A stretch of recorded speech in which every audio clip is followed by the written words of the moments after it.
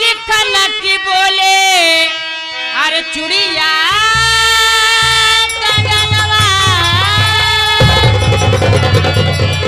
खलकी बोले अरे चुड़िया कंगनवा अरे छुप छुप रे लिया से ये मोरे सजना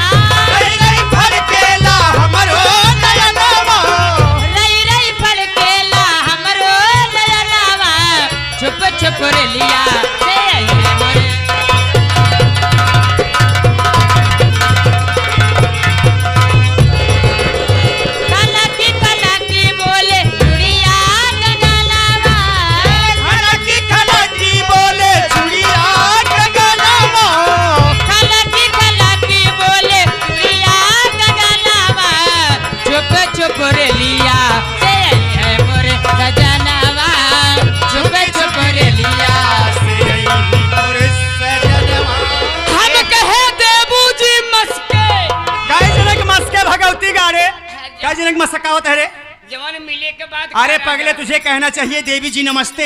हाँ। जी हाँ दीपक जी की तरफ से 11 रुपये का पुरस्कार भाई नमस्कार। लेकिन है जी हाँ ये आगे हमारे रिजवाल ये